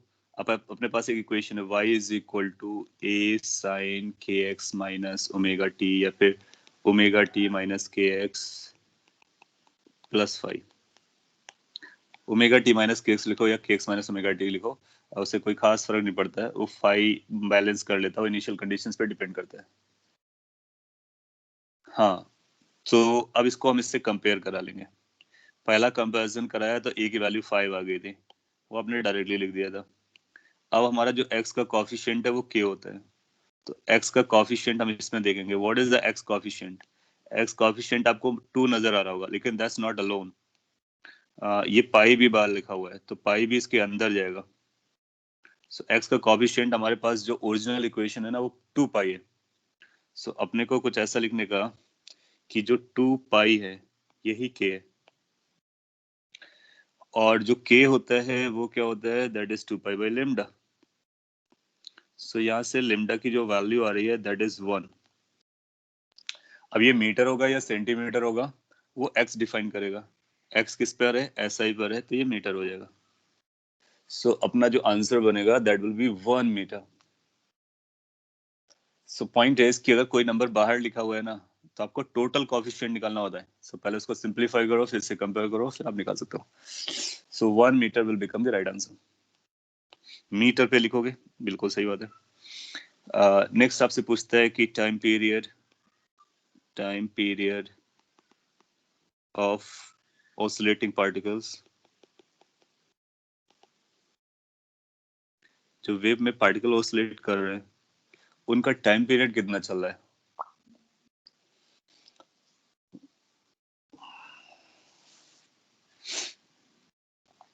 Now you got equation, you can compare it. T का जो कोएफिशिएंट है वो ओमेगा आना चाहिए, तो ओमेगा की वैल्यू आपको पाई पता चल गई। और आपको ये भी पता होता है कि ओमेगा जो होता है 2 पाई बाई टी होता है। सो यहाँ से t must be equal to 2 seconds. Perfect, 2 second is a correct answer. 2 second is a correct answer. So you can compare it, get it कि what the t is coming। frequency पता करना हो तो उसका reciprocate कर देंगे, frequency आ जाएगा, सारी चीजें बता सकते हैं। नेक्स्ट आपसे ऐसा पूछ सकता है कि अभी तक हम लोग वेव के बारे में बात कर रहे हैं। वेव वेलोसिटी मैंने पूछा नहीं है, बहुत ऑब्वियस हो गया, कई सारे क्वेश्चन के वेव वेलोसिटी भी निकाल सकते हैं। अगला पॉइंट हम ये पूछ सकते हैं कि maximum velocity of particle, of any particle, क्योंकि ये सारे पार्टिकल ऐसे हम कर रहे हैं, तो किसी पार्टिकल की मैक्सिमम वेलोसिटी कितनी होगी ये बताना है। सो आपको पोजीशन दिया गया है, y is the position, differentiate करेंगे वेलोसिटी आएगी, लेकिन अपने को मैक्सिमम वेलोसिटी चाहिए। So maximum velocity of any particle, that's the question.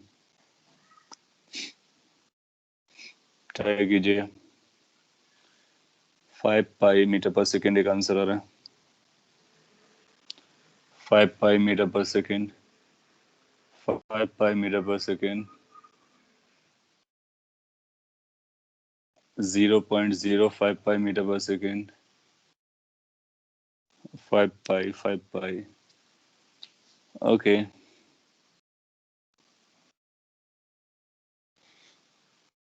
एक 5 पाई सेंटीमीटर पर सेकेंड भी है, 0.05 का मतलब भी सेंटीमीटर ही था। सो आपको ख्याल रखना है डायरेक्शन यूनिट्स का भी, अदरवाइज आप कब गलत करोगे आपको पता नहीं चलेगा।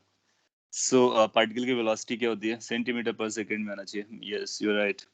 सो पार्टिकल की जो वेलोसिटी होती है ना वो del y by del t से आती है, वो एक्स से नहीं आती है, वो वाई से आती है। और मैक्स करते हो तो इसका जो मैक्सिमम वैल्यू आएगा अपने को पता है, this max is A omega. A की वैल्यू 5 सेंटीमीटर थी, ओमेगा की वैल्यू आपको कितना दिख रहा है, पाई। सो 5 पाई सेंटीमीटर पर सेकेंड है। सो आप किसी भी पार्टिकल की मैक्सिमम वेलोसिटी बता सकते हो, किसी भी पार्टिकल का एक्सेलरेशन बता सकते हो, किसी पार्टिकल की किसी भी टाइम पे वेलोसिटी बता सकते हो। तो एक लास्ट क्वेश्चन मैं पूछ लेता हूँ जिसमें किसी भी टाइम पर किसी पार्टिकल की वेलोसिटी बतानी है। तो लेट्स से कुछ ऐसा है, ई ऑप्शन और E part, find the velocity and acceleration of particle at x equal to 1 meter and at t equal to 4 second, pardon, 4 second, हाँ, so t equal to 4 second पर x equal to 1 meter वाले particle का velocity चाहिए और acceleration चाहिए।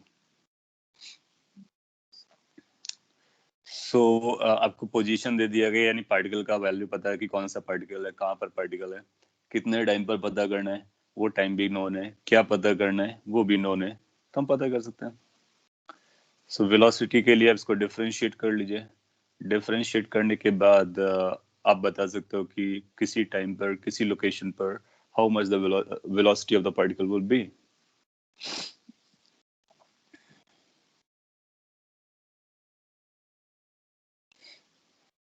So पहले आप velocity बताएं, फिर acceleration.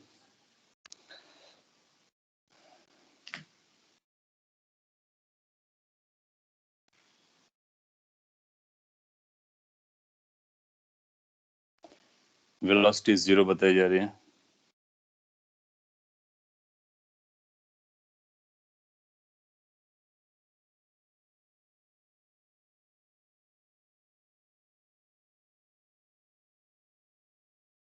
Any other answer?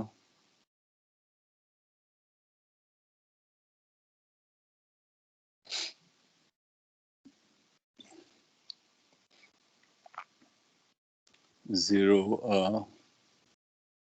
फिर 5 pi cos half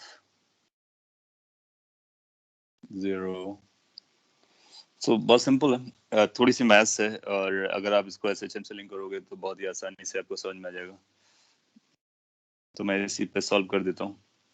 आप देखोगे कि velocity of the particle is going to be equal to a omega, और इसी एक्सप्रेशन को अगर हम कैरी करते हैं,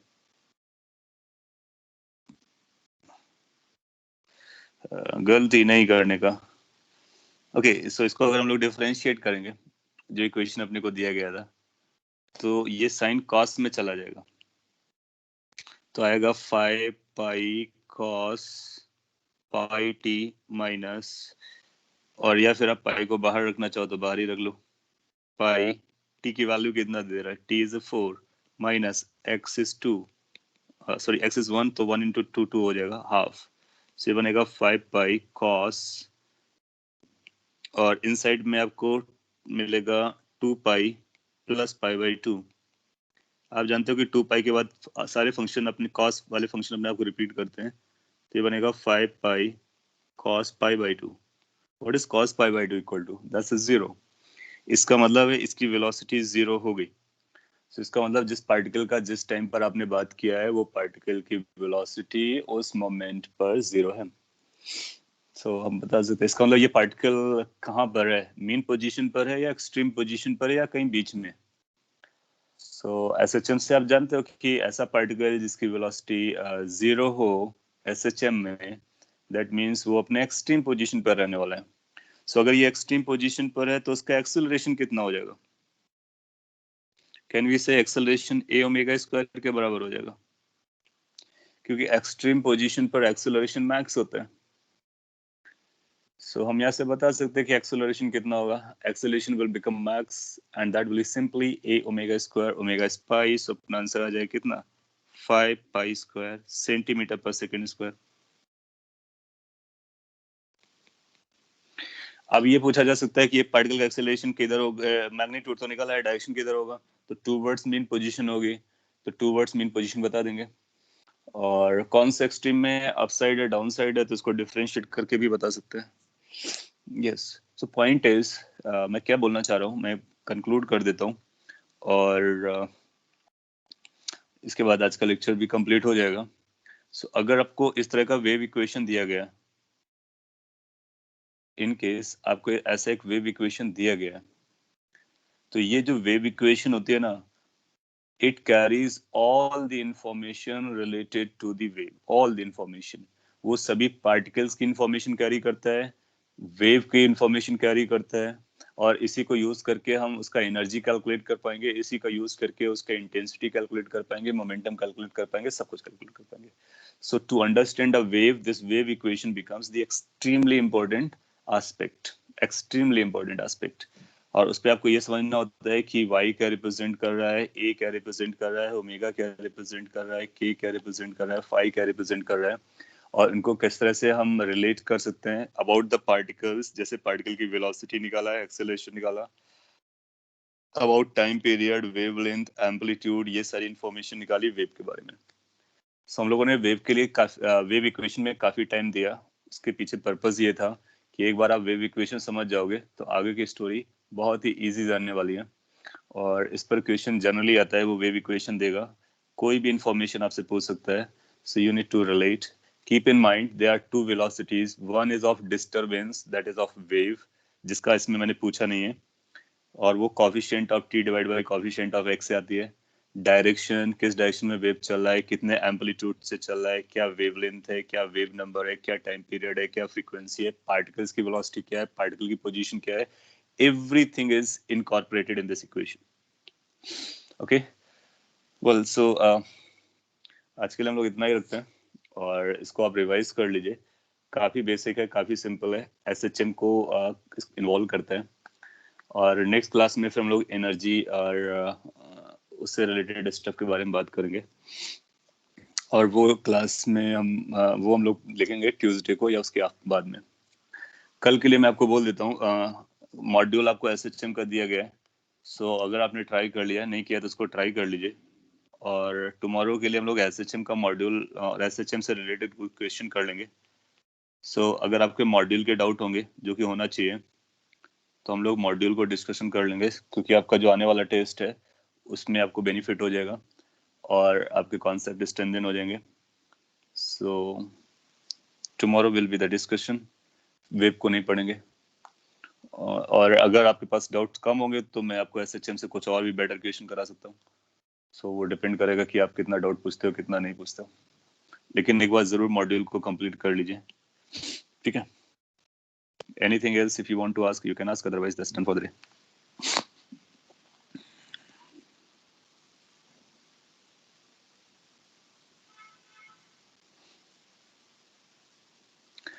पहले एससीबी करें या मॉड्यूल. आपको एससीबी पैरेलल सॉल्व करनी चाहिए. और जैसे आप टॉपिक पढ़ते रहते हो ना, वेब में अभी आपने जैसे वेव इक्वेशन पढ़ा, और जितना भी आप वेब पढ़ते हो डेली बेसिस पर, आप ये स्ट्रेटजी बना लो कि डेली बेसिस पर आपको एससीबी उतना पढ़ना है जितना क्लास में आपने पढ़ा है. आप पाओगे आपको बहुत बड़ा बेनिफिट मिलता है. और एससीबी करने के बाद फिर आप डीसीपी को फिर इसके बाद ये मॉड्यूल और सिंगेज और डीसीपी जो करना चाहो वो कर सकते हो. SCB is kind of basic, और उसको लेक्चर के साथ चलाओगे तो आपका ज्यादा बेनिफिट है. So carry SCB along with the lectures.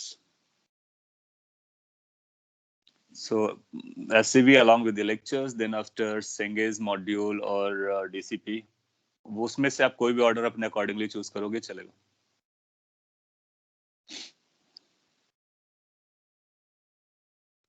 Okay.